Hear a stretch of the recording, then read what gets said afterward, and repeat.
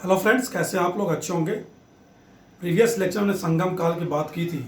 संगम काल के राजनीतिक राजवंशों का जो इतिहास था वो हमने देख लिया था।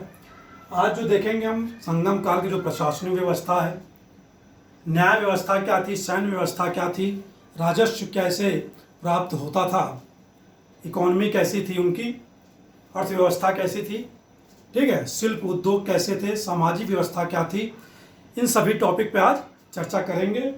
ओके, तो सबसे पहले हम प्रशासनिक व्यवस्था की बात करते हैं। जो प्रशासनिक व्यवस्था थी वो कैसी थी? संगम काल में जितने भी राजवंश थे उसमें प्रशासनिक व्यवस्था राजतंत्रात्मक थी। राजतंत्रात्मक यानी वंशानुगत शासन प्रणाली थी, यानी कि राजा राजा का पुत्र फिर उसका पुत्र क्या शासक बनते थे। इसे ही क्या कहते थे? ज्येष्ठाधिकार का नियम। ज्येष्ठाधिकार यानी कि राजा का जो सबसे बड़ा पुत्र होता था वही क्या है? युवराज घोषित किया जाता था। युवराज घोषित होने का अर्थ होता है क्या? यही अगला राजा बनेगा। तो प्रशासनिक व्यवस्था कैसी थी? अगर बात करें, सबसे पहला पॉइंट,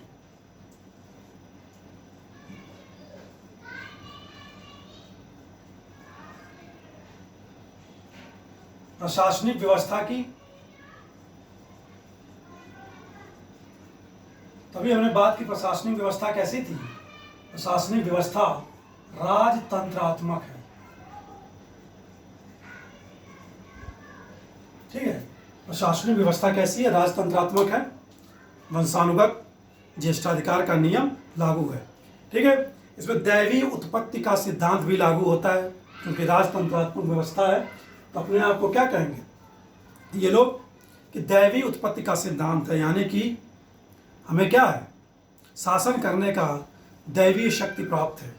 ओके, इसीलिए तमिल साहित्य में जितने भी बात करेंगे, तमिल साहित्यों में राजा के लिए जो शब्द यूज हुआ है, तमिल साहित्य में राजा के लिए जो शब्द यूज हुआ है वह क्या है? को, ठीक है। राजा के लिए जो शब्द यूज हुआ है तमिल साहित्यों में, वो उस शब्द का कौन सा शब्द है? को का अर्थ तमिल साहित्य में क्या होता है? ईश्वर, यानी कि राजा क्या है? ईश्वर है, क्या ईश्वर का प्रतिनिधि है, ठीक है। यानी कि दैवीय उत्पत्ति का सिद्धांत हमें तमिल साहित्य से देखने को प्राप्त होता है या मिलता है। राजा के लिए को शब्द यानी ईश्वर। ओके, आज हम जब किसी जन्मदिन मनाते हैं, बर्थडे मनाते हैं, तो बहुत से लोगों द्वारा इसकी क्या आलोचना की जाती है कि क्या अमीर लोगों का क्या है? चोचले हैं, यानी कि बाहर से आया है, अमीर लोग लेके आए हैं। लेकिन मैं आपको बता दूं कि पहले क्या है? भी बर्थडे मनाया था, जन्म दिवस मनाया जाता था, किसका? राजा का, ठीक है। राजा का जन्म दिवस मनाया जाता था और राजा के बर्थडे को क्या कहते थे? जन्मदिन को क्या कहा जाता था? राजा का जन्मदिन को पारूनाल, ठीक है। साउथ के वर्ड है ये पारूनाल। ओके, राजा का जो जन्म दिवस होता था उसे पारूनाल के नाम से जानते थे, उसमें पारूनाल, ठीक है। और इसमें सभी लोगों को, राज्य के सभी लोगों को क्या है? भाग लेने के अधिकारी होते थे, सभी लोग इसमें भाग लेते थे। ओके, तो राजा का जन्म दिवस मनाया था पारूनाल, उसको कहा जाता था, और इसमें सभी लोग क्या है? भाग लेते थे, ठीक है। पहले ये राज परिवारों में था, अब क्या है? लगभग सभी परिवारों में बर्थडे मनाया जाता है, जन्म दिवस मनाया जाता है, ठीक है। राज सिद्धांत की बात कर रहे हैं तो उसमें बहुत सारे यज्ञ भी होते थे, राज, जैसे अश्वमेध यज्ञ, राजसूय यज्ञ, इस टाइप के यज्ञ, ठीक है। तो पूरे संगम काल में सिर्फ एक ही राजा है, पेरू नर किल्ली, जिसने क्या है? राजसूय यज्ञ किया था, और किसी भी राजा ने या राजवंश के राजा ने क्या राजसूय यज्ञ नहीं किया। इसकी बात हमने प्रीवियस क्लास में की थी, ठीक है। पेरू नर किल्ली ने राजसूय यज्ञ किया था। एक साहित्यकार हैं तिरुवल्लुर या तिरुवल्लुवर या वल्लुवर भी कहते हैं। इन्होंने सप्तांग सिद्धांत दिया। कौटिल्य के सप्तांग सिद्धांत के आधार पर ऐसा उल्लेख मिलता है कि वल्लुवर ने भी क्या है? एक सप्तांग सिद्धांत दिया। इसने वल्लुवर ने, नाम याद रखेंगे। वल्लुवर ने क्या है, कौटिल्य की भांति सप्तांग सिद्धांत की बात की। जब मौर्य प्रशासन हम पढ़ रहे थे उसमें हमने सप्तांग सिद्धांत की बात की थी, कौटिल्य की। तो क्या होता है सप्तांग सिद्धांत में? सप्तांग सिद्धांत में 7 चीजें होती हैं किसी भी राज्य के लिए। सबसे पहले तो एक राजा होना चाहिए, उसकी एक सेना होनी चाहिए, प्रजा होनी चाहिए, ठीक है, कोष होना चाहिए। वल्लुवर ने क्या कहा, धन होना चाहिए, कोष होना चाहिए, उसके अपने मंत्री होने चाहिए, दुर्ग होने चाहिए, और क्या है, राजा का मित्र भी होना चाहिए। ये सब बातें कौटिल्य ने भी क्या है अपने सप्तांग सिद्धांत में बताई थी। ये 7 चीजें क्या हैं? राजा, सेना, प्रजा, मित्र, दुर्ग, मंत्री और धन। ओके, ये सब प्रशासनिक व्यवस्था के अंतर्गत हम देख रहे हैं। चक्रवर्ती सम्राट की अवधारणा भी मिलती है। पुरुनानुरु जो साहित्य है उसमें क्या है, चक्रवर्ती सम्राट की अवधारणा प्राप्त होती है। ओके, पुरुनानुरु क्या नाम है उस साहित्य का? पुरुनानुरु। पुरुनानुरु साहित्य में क्या है, चक्रवर्ती सम्राट की अवधारणा का भी हमें जानकारी प्राप्त होती है संगम काल के राजवंशों में। ठीक है, राजतंत्र है, कई राज्य हैं अगल बगल के, तो युद्ध भी होते हैं एक राज्य से दूसरे राज्य के मध्य। तो जब युद्ध होता था तो राजा के जो सभी सगे संबंधी हैं, सभी व्यक्ति क्या हैं, युद्ध में भाग लेते थे। ठीक है, सभी से तात्पर्य यहां यह है कि युद्ध में जो सभी व्यक्ति भाग ले रहे हैं, सभी व्यक्ति, तो सभी व्यक्ति में कौन कौन आएगा? सभी व्यक्ति में स्त्री भी आएंगी और पुरुष भी। यानी कि संगम काल में हम देख रहे हैं कि युद्धों में क्या है, स्त्रियां भी भाग लेती थी। ठीक है, राजा के जितने भी राज परिवार के लोग थे उनमें सभी व्यक्ति भाग लेते थे, यानी कि स्त्रियां और पुरुष दोनों भाग लेते थे। अगर कदाचित किसी कारण से राजा हार जाता है तो क्या होता था, पूरे जीवन भर उसे असम्मानपूर्ण जीवन व्यतीत करना पड़ता था। ठीक है, तो याद रखेंगे युद्ध में स्त्रियां भी भाग लेती थी संगम काल में। ये प्रशासनिक व्यवस्था के अंतर्गत हम बात कर रहे हैं।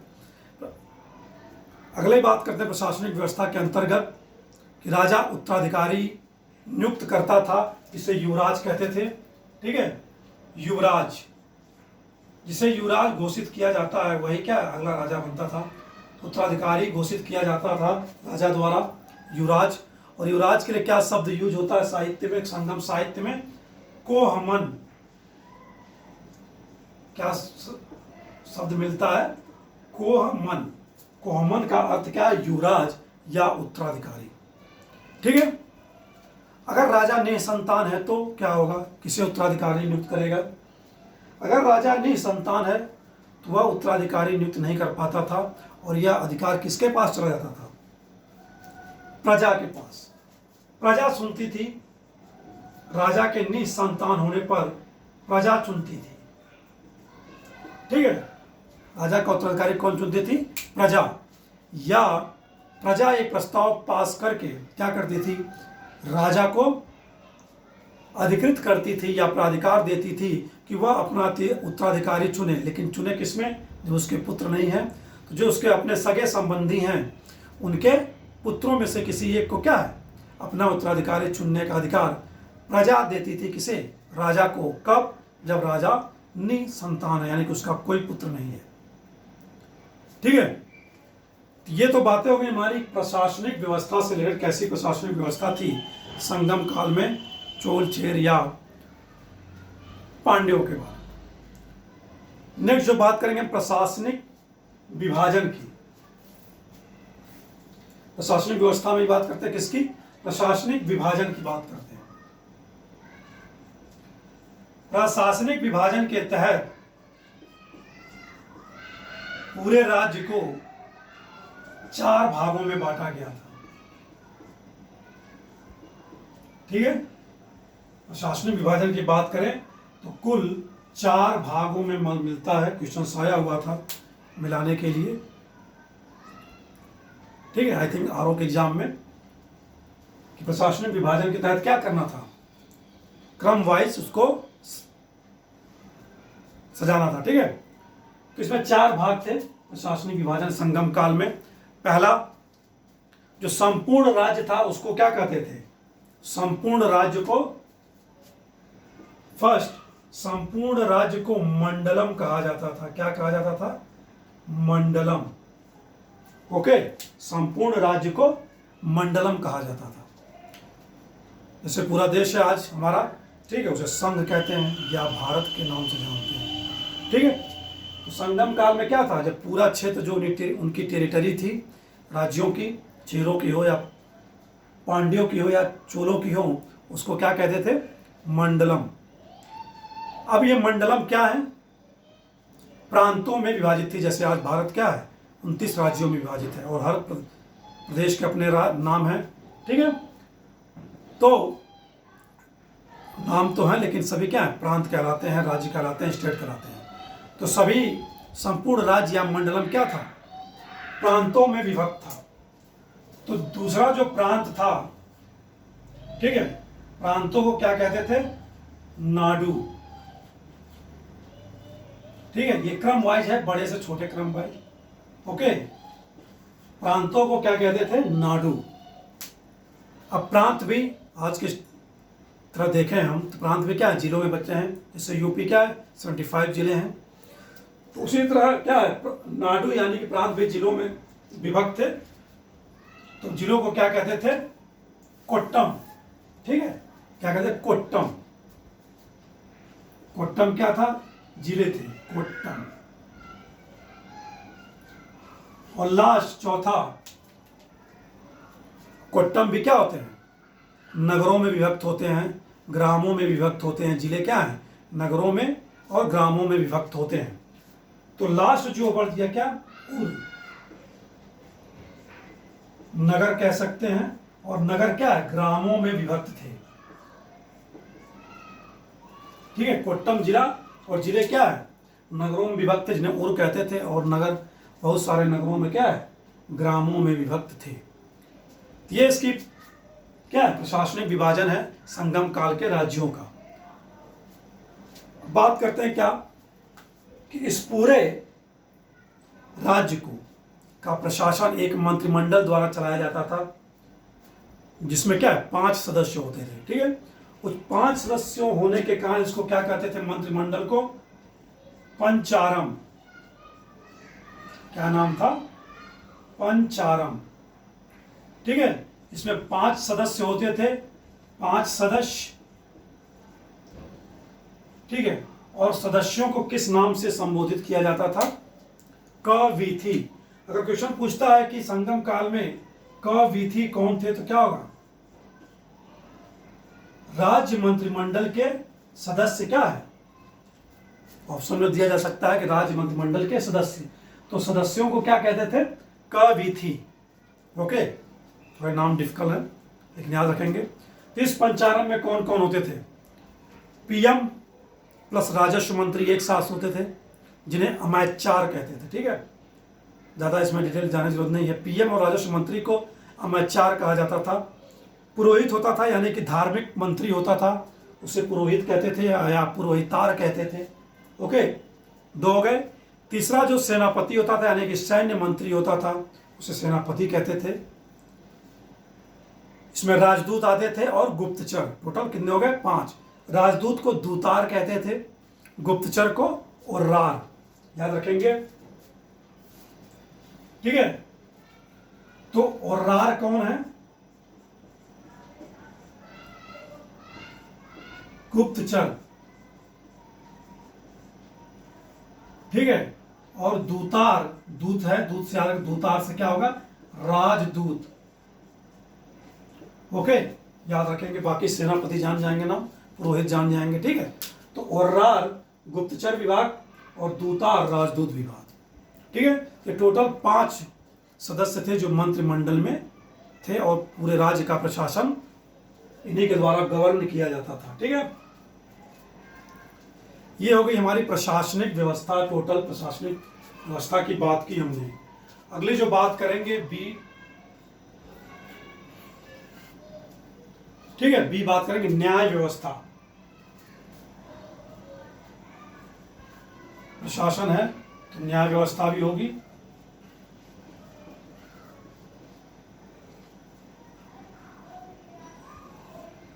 चूंकि राजतंत्र है तो जाहिर सी बात है क्या कि राजा का न्यायालय यानी कि राज दरबार ही क्या था, राजा का राज दरबार या राजा का न्यायालय ही सर्वोच्च न्यायालय था।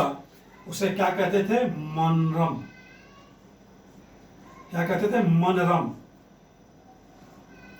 ठीक है, क्या शब्द मिलता है तमिल साहित्य में, मनरम, राजा का न्यायालय।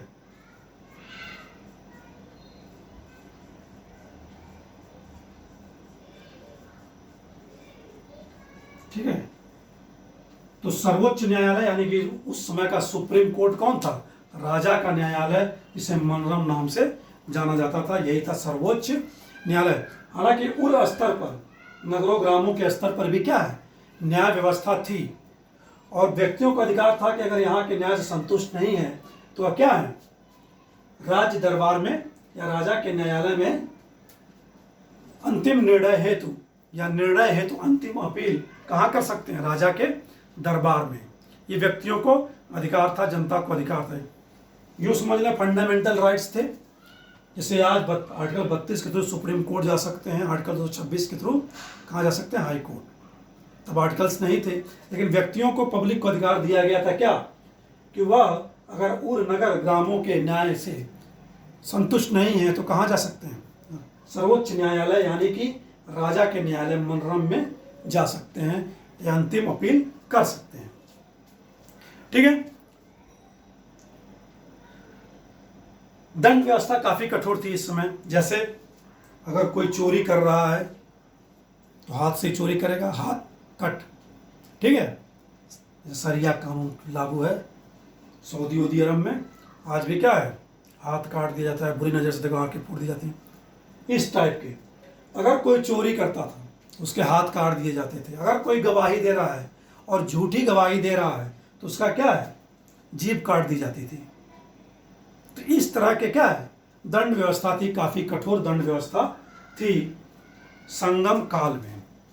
ओके, ये तो बात हो गई न्याय व्यवस्था की। अगली जो बात करेंगे हम, सैन्य व्यवस्था।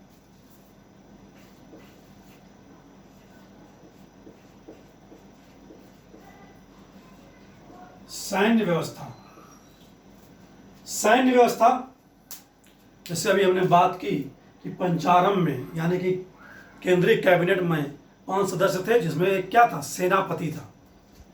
तो सेनापति के लिए जो नाम प्राप्त होता है संगम साहित्य में, सेनाओं के सेनापति के लिए जो नाम प्राप्त होता है, सेनापति का नाम, तो सेनापति का नाम क्या था, एनाडी। याद रखेंगे, संगम काल में एनाडी कौन है, सेना का सर्वोच्च पति यानी कि सेनापति कौन है, एनाडी। ठीक है, एनाडी नाम प्राप्त होता है संगम साहित्य में। ओके, और वे सैनिक जो युद्ध में वीरगति को प्राप्त हो जाते थे, या वीर सैनिक, ठीक है, वीरगति को प्राप्त हो जाते थे, तो उनके सम्मान के लिए एक पाषाण स्मारक बनाया जाता था। उस पर उनके नाम उत्कीर्ण होते थे और उनसे रिलेटेड क्या है, तथ्य उस पर उत्कीर्ण किए जाते थे। तो उसे क्या कहते थे, पाषाण स्मारक को वीरागल, वीरागल, वीरागल क्या था, पाषाण के स्तंभ थे, पाषाण स्तंभ। ठीक है, उन सैनिकों के सम्मान में जो युद्ध में क्या है, वीरगति को प्राप्त हो गए। जैसे इंडिया गेट है, ठीक है, इंडिया गेट पर भी क्या है, विश्व युद्ध के समय जो भारतीय सैनिक वीरगति को प्राप्त हुए उनके नाम अंकित हैं। ठीक है, तो वीरागन पाषाण स्तंभ थे जिसमें क्या, वीरगति प्राप्त होने सैनिकों के नाम उत्तीर्ण होते थे। ओके, पैदल सैनिक को पद्दय कहते थे, पद्दय। ओके, सामंतों के भी अपनी एक सेना होती थी जिसे क्या कहते थे, वेल्लार, वेल्लाल, वेल्लालर, सामंतों के सैनिकों को क्या कहते थे? वेल्लालर या काविदी, या काविदी। ठीक है, सामंतों के सैनिकों को क्या कहते हैं? वेल्लालर या काविदी कहा जाता था। 4 प्रकार की सेनाएं प्राप्त होती हैं, यानी जिसे चतुरंगड़ी सेना कहते हैं। कौन कौन सी? घुड़सवार, हस्ती मतलब हाथी, पैदल सैनिक और रथ, और नौसेना। 5वां नौसेना भी थी। 5 प्रकार के बाद नौसेना भी थी, लेकिन मेनली 4 प्रकार के चतुरंगड़ी सेना का तमिल साहित्यों में उल्लेख है। घुड़सवार, हस्ती, पैदल और रथ। रथ नाम सुनते हैं हमें क्या दिमाग में आता है? चित्र छवि बनती है कि रथ को क्या है? घोड़ा खींच रहे हैं। लेकिन संगम काल में क्या है? रथ जो जोते जाते थे या जो रथ खींचे जाते थे, वो कौन खींचता था? बैल। ठीक है, बैलों द्वारा बने हुए रथ क्या है? यूज होते थे, घोड़ा के नहीं। याद रखेंगे इस फैक्ट को। ठीक है,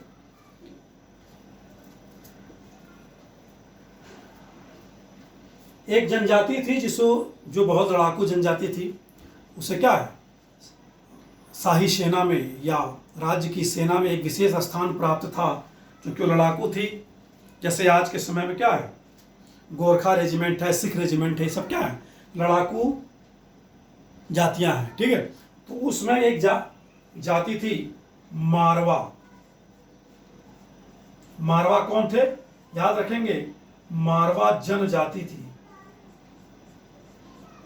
ठीक है, मारवा जनजाति थी, लड़ाकू जनजाति थी। इसलिए क्या है? अपने प्रवृत्ति के कारण, लड़ाकू प्रवृत्ति के कारण इनको सेना में एक विशेष स्थान दिया गया था संगम काल में। ओके, ये सारी बातें होंगी हमारी किससे रिलेटेड? सैन्य व्यवस्था से। अब बात करेंगे हम राजस्व व्यवस्था और इकोनॉमी, यानी कि अर्थव्यवस्था। ठीक है, ABCD।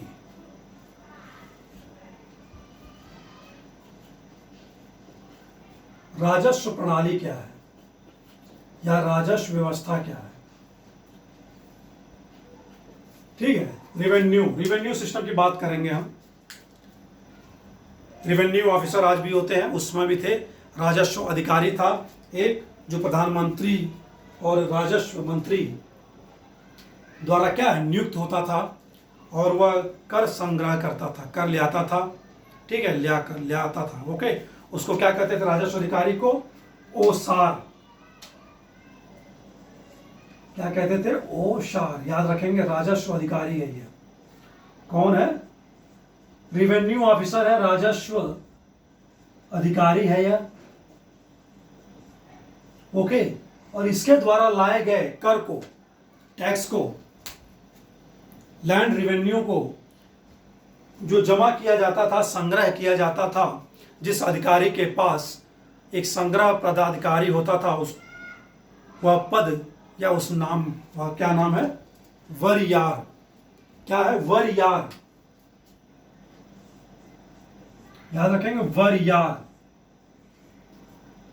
वरियार कौन है? संग्रह पदाधिकारी। संग्रह पदाधिकारी है। ठीक है, संग्रहण कर रहा, कलेक्ट जहां होता था, जहां जमा होती थी। ठीक है, भू राजस्व जिस अधिकारी के पास हुआ कौन है? वरियार। उगाही कौन कर रहा है? ओसार। जमा जिस अधिकारी के पास हो रहा वह कौन है? वरियार। जिले में देखेंगे राजस्व विभाग होता है, राजस्व अधिकारी होते हैं। जमा कहाँ होता है? ट्रेजरी ऑफिस में। ठीक है, जिले पर होता है खजाना। ओके, उसका ट्रेजरी ऑफिसर अधिकारी होता है PCS के थ्रू। राजस्व प्रणाली, जब भी लैंड रिवेन्यू या भू राजस्व लेना होता था, तो भू राजस्व लेने के पहले या टैक्स निर्धारण से पहले क्या होता था? भूमि की माप की जाती थी। ठीक है, भूमि की माप करने के बाद ही क्या है? भू राजस्व निर्धारित होता था।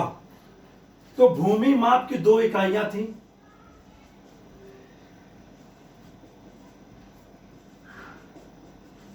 भूमि माप की इकाई कौन कौन सी? मा और बेली। ठीक है, ये भूमि मापक इकाइयां हैं, शब्द हैं भूमि और बेली, यानी कि तब जाकर भूकर निर्धारित किया जाता था मापने के बाद। ओके, याद रखेंगे मा बेली क्या है, भूकर हैं, भूमि माप की इकाइयां हैं। ठीक है, लेकिन सामान्यतः जो था भूमि कर, भू राजस्व, वह उत्पादन का कितना था, उत्पादन का भू राजस्व कर 1/6 लिया जाता था। ठीक है, उत्पादन का, जो उत्पादन हो रहा है खेत में, उस उत्पादन का 1/6 भाग क्या है, भू राजस्व लिया जाता था। और इसको क्या, इस टैक्स को क्या कहते थे, कोरई, कोरई भू राजस्व, उत्पादन का भू राजस्व था कोरई, जो 1/6 भाग है। ये सब टर्म याद रखेंगे, क्वेश्चन पूछे जा सकते हैं। ठीक है, भू राजस्व हो गया। लेकिन सबसे ज्यादा आय जो राज्य को प्राप्त होती थी, वह प्राप्त होती थी किससे, सीमा शुल्क और पथ कर से। ठीक है, सीमा शुल्क, पथ कर व सीमा शुल्क। ठीक है, सबसे ज्यादा आय संगम काल में जो प्राप्त होती थी राज्यों को पथ कर व सीमा शुल्क से। हमने बात की थी प्रीवियस लेक्चर में कि अंतरराष्ट्रीय व्यापार था संगम काल का। ठीक है, तो जाहिर सी बात है सीमा शुल्क और पथ कर ज्यादा थे इसके।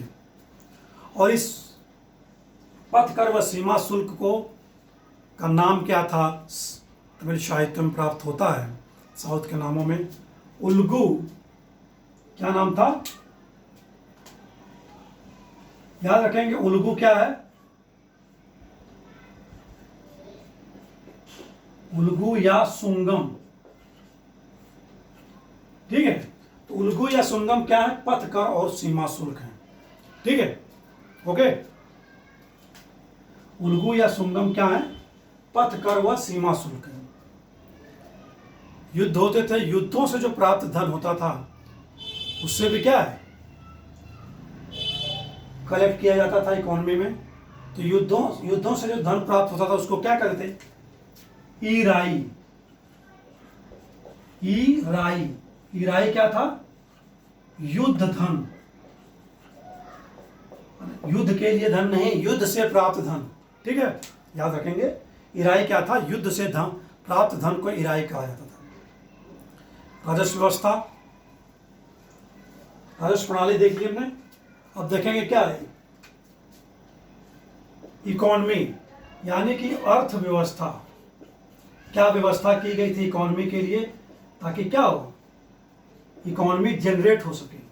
तो सबसे ज्यादा पहले क्या था, कृषि ही मेन थी।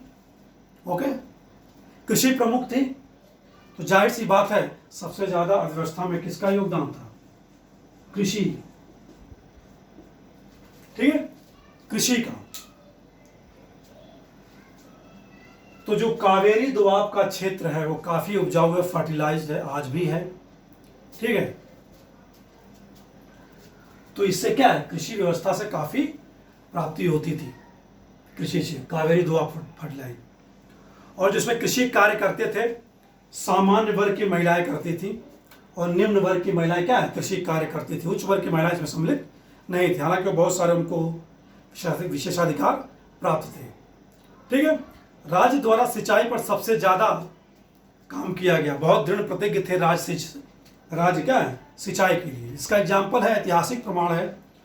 ऐतिहासिक प्रमाण क्या है, 160 किलोमीटर लॉन्ग क्या है, डैम बनवाया गया, किसके द्वारा, करिकाल द्वारा। चोल शासक करिकाल द्वारा बनाया गया, कहां, कावेरी नदी किनारे,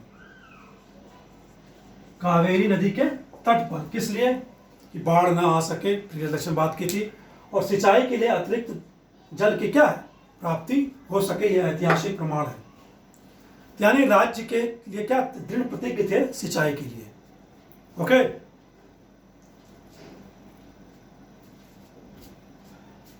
किसान चूंकि भूमि का स्वामी तो राजा ही था, ठीक है, कृषि पर या भूमि पर नियंत्रण किसका था? राजा का था। लेकिन किसान क्या है? वह किसान जो लगान देता है वह अपनी जमीन दान भी दे सकता था, उसे बंधक भी रख सकता था, उसका किसी और को हस्तांतरण भी कर सकता था। ठीक है, याद रखेंगे किसान क्या है? दान भी कर सकता था अपनी भूमि, बंधक भी रख सकता था और उसका हस्तांतरण भी कर सकता था, लगान देने वाला किसान। ठीक है, अर्थव्यवस्था में कृषि चल रही है तो कभी कभी क्या होगा? अकाल भी पड़ेगा। तो अकाल के समय लगान क्या था? माफ था। अकाल के समय लगान पूरी तरह माफ थी। कुछ और क्षेत्र थे, भूमियां थी जो क्या है? कर मुक्त थी, जैसे शमशान भूमि, चारागाह की भूमि, मंदिर का क्षेत्र, तालाब क्षेत्र और बंजर भूमि क्या थे? ये सब कर मुक्त थे। ठीक है, शमशान, चारागाह, मंदिर, तालाब, बंजर भूमि, ये सब। मंदिरों की बात करें तो मंदिर भी क्या थे? बहुत बड़े प्रांगण में होते थे, उसके अंदर तालाब होता था। सिंचाई की व्यवस्था भी क्या है? मंदिरों से प्राप्त होती है भूमि के लिए। तो ये था इकोनॉमी से रिलेटेड कुछ फैक्ट्स जो हमने देखा। नेक्स्ट जो बात करते हैं शिल्प एवं उद्योग की।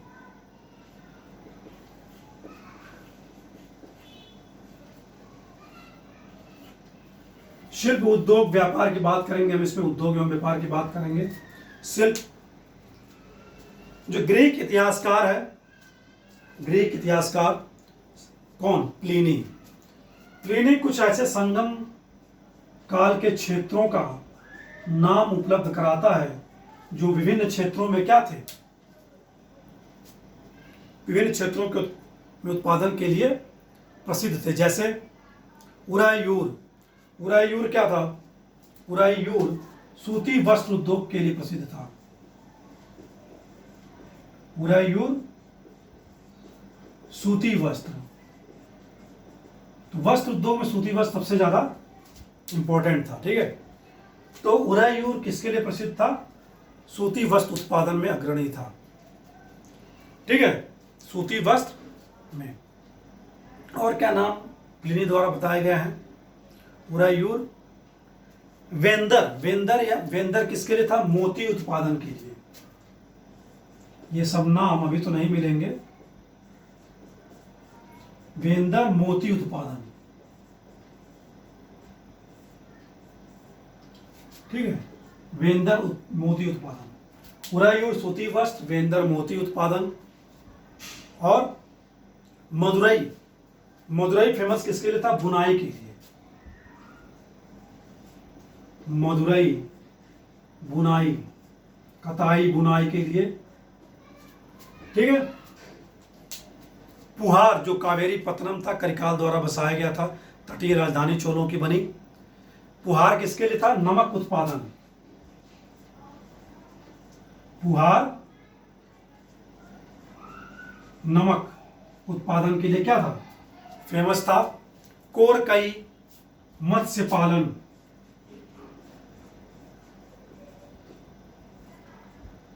कोरकई मत्स्य पालन। ठीक है, ये सब नाम याद रखेंगे, क्वेश्चन मिलाने के लिए पूछे जा सकते हैं। ओके, तो कोरकई मत्स्य पालन, पुहार नमक, मदुरई बुनाई के लिए, उरायूर सूती वस्त्र और वेंदर मोती उत्पादन। और भी बहुत सारे क्षेत्र जो हैं, लेकिन इंपॉर्टेंट क्षेत्रों की बात कर ली हमने, जो क्या है? प्लिनी बात करता है। ठीक है, शिल्प उद्योग, उद्योग व्यापार है तो व्यापारी भी होंगे। तो जो व्यापार का संचालन किया जाता था, अगर छोटे व्यापारी द्वारा संचालन किया जाता था तो उसे वेशगार कहते थे। क्या कहते थे? छोटे व्यापारी वेशगार कहलाते थे और बड़े व्यापारी क्या कहलाते थे? चट्टियार। ठीक है, वेशगार छोटे व्यापारी, ओके, जो व्यापार का संचालन कर रहे हैं, और बड़े व्यापारी क्या कहलाते थे? चट्टियार।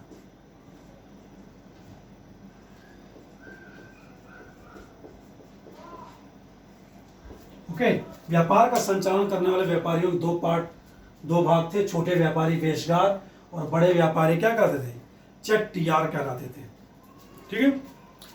उत्तर भारत और दक्षिण भारत में भी क्या था कि मध्य व्यापार था। इसकी जानकारी शिल्पाधिकारम पुस्तक में प्राप्त होती है, जीवक चिंतामणि पुस्तक में भी प्राप्त होती है। ओके, याद रखेंगे शिल्पाधिकारम और जीवक चिंतामणि पुस्तक से क्या है, उत्तर भारत और दक्षिण भारत के मध्य व्यापार होता था। इसका साक्ष्य इन दोनों पुस्तकों से मिलता है। ठीक है। पुहार से हमने बात की क्या, नमक, तो पुहार से सफेद रंग के घोड़े भी आयात करते थे। जो पुहार बंदरगाह है, पुहार बंदरगाह कहाँ था, यह है कावेरी का क्षेत्र, पुहार यहाँ था। ठीक है, पुहार। ओके, तो पुहार क्षेत्र से क्या, सफेद घोड़े का आयात संगम काल में किया जाता था। ओके, घोड़े नहीं थे इनके पास, अभी तो बैलों से रथ खिंचवाते थे। पुस्तक पेरिप्लस ऑफ द एरिथ्रियन सी, यानी कि पेरिप्लस की बात करें, यह बात करता है टोटल 24 बंदरगाहों का नाम बताता है, सिंधु से लेकर कन्याकुमारी तक। ठीक है, अगर आगे बढ़े इसको गुजरात तक जाएं तो सिंधु नदी इधर आती है, सिंधु से लेकर कन्याकुमारी तक 24 बंदरगाहों की बात करता है। कौन, पेरिप्लस ऑफ द एरिथ्रियन सी, बंदरगाहों की जानकारी मिलती है। ये स्टेटमेंट याद रखेंगे कि पेरिप्लस ऑफ एरिथ्रियन सी से सिंधु से लेकर कन्याकुमारी के मध्य तक 24 बंदरगाहों का नाम उपलब्ध है या जानकारी देता है। कुछ जैसे नौरा, टिंडिस, मुजरिस और जालसेंडा, ये कुछ नाम है। नौरा फतेह से याद रखिएगा, मुजरिस, टिंडिस और जालसेंडा, ये कुछ नाम है। और एक जानकारी मिलती है कि जो मुजरिस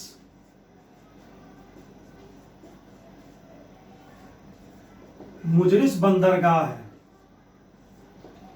वहां पर एक मंदिर बनाया गया था, विदेशी शासक के लिए बनाया गया था मंदिर मुजरिस बंदरगाह पर। मुजरिस बंदरगाह कहाँ है, इस साइड केरला वाले चेरों के शासन में। ठीक है, तो जो मुजरिस बंदरगाह है वहां एक मंदिर बनाया गया विदेशी शासन के लिए। किसके लिए होगा, गेस करें, किसके साथ अंतरराष्ट्रीय व्यापार था, रोमन्स के साथ। तो रोमन का जो शासक था ऑगस्टस,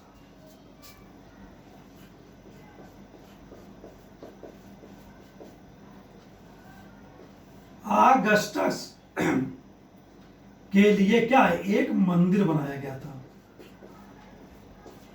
क्वेश्चन फैक्ट है, क्वेश्चन पूछा जा सकता है कि किस रोमन राजा के लिए मुजरिस बंदरगाह में एक मंदिर का निर्माण किया गया था। तो शासक कौन है, ऑगस्टस।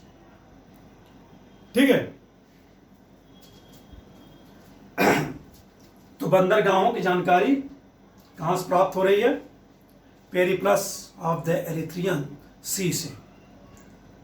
प्लिनी और भी बातें करता है, रोम के सोने का दोहन भारत कर रहा है, प्रीवियस क्लास में बात की थी हमने। बहुत सारे रोमन फैक्ट्रियों की जानकारी मिलती है हमें संगम काल से। इससे क्या हो जाता है कि साउथ इंडिया का अंतरराष्ट्रीय व्यापार का साक्ष्य की प्राप्ति होती है। ठीक है, साउथ इंडिया का वर्ल्ड में अंतरराष्ट्रीय व्यापार के साक्ष्य की प्राप्ति होती है। ओके, ये तो बात हो गई हमारे शिल्प उद्योग व्यवसाय की। आज का लास्ट टॉपिक की बात करें, सामाजिक व्यवस्था, सोशल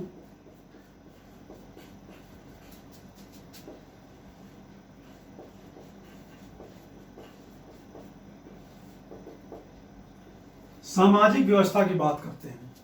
कैसी थी सामाजिक व्यवस्था, उत्तर भारत में हमने चतुष्वर्णी व्यवस्था देखी थी। चतुष्वर्णी व्यवस्था यहां नहीं है, इसका कोई विश्लेषण नहीं है। चतुष्वर्णीय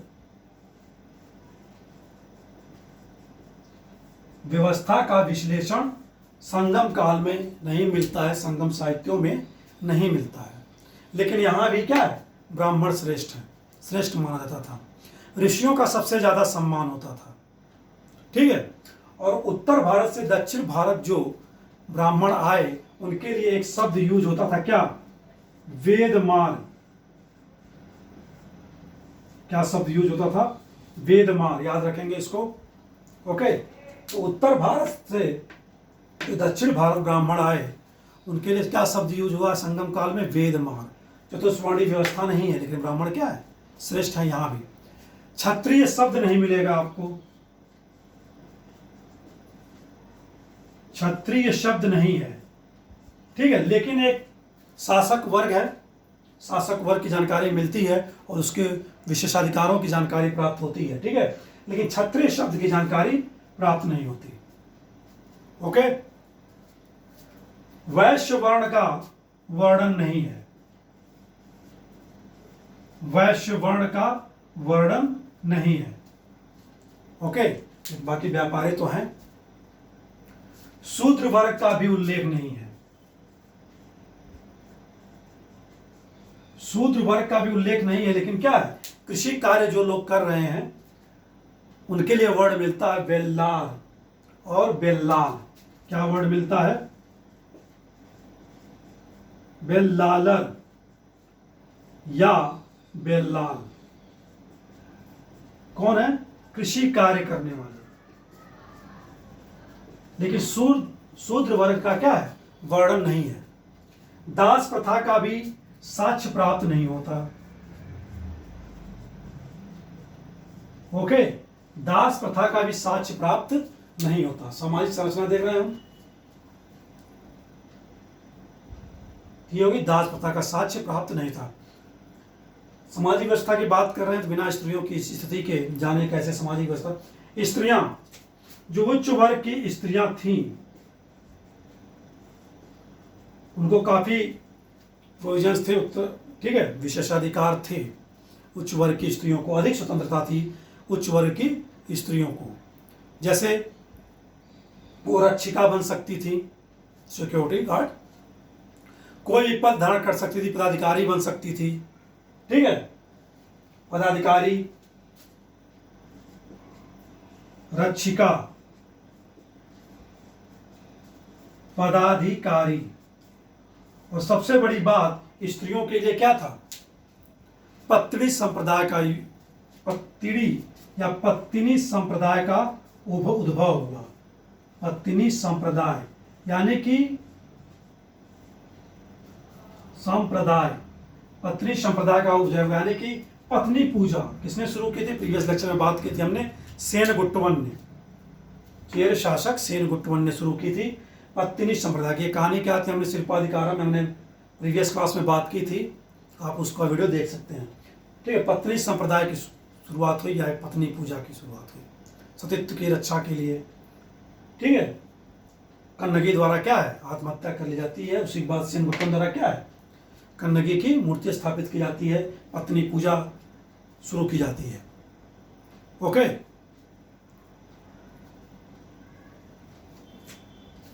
सती प्रथा थी स्त्रियों के विरुद्ध में, सती प्रथा थी। इसका साक्ष्य हमें कहां से मिलता है? प्रीवियस क्लास में भी हमने देखा था, मणिमेखला से साक्ष्य प्राप्त होता है सती प्रथा का। ओके, पुनर्विवाह पर सामाजिक प्रतिबंध था, पुनर्विवाह पर सामाजिक प्रतिबंध था, यानी कि विधवाओं की स्थिति बहुत दयनीय थी, विधवाओं की स्थिति बहुत दयनीय थी संगम काल में। वेश्या प्रथा थी, वेश्या प्रथा थी। इसकी जानकारी भी कहां से मिलती है? शिल्पाधिकारम से। जब कहानी पढ़ी थी हमने तो उसमें कोवलन क्या है? एक नगर की नर्तकी या वेश्या के प्रेम में पड़ जाता है। तो वेश्या प्रथा थी, इसकी जानकारी क्या है? शिल्पाधिकारम से प्राप्त होती है। ओके, भ्रूण हत्या नहीं थी, भ्रूण हत्या को महापाप माना जाता था। भ्रूण हत्या क्या थी? महापाप, यानी कि ब्रह्म हत्या के बराबर माना जाता था और इसे क्या है? दंडनीय भी था जो भ्रूण हत्या करते थे। ओके, तो इस तरह जो सामाजिक व्यवस्था हम देख रहे हैं संगम युग में, सुस्पष्ट सामाजिक विषमताएं हमको दिखाई पड़ रही हैं। ठीक है, समाज में काफ़ी विषमताएं हैं। तो इस तरह हमने जो आज बात कर ली संगम काल से, लास्ट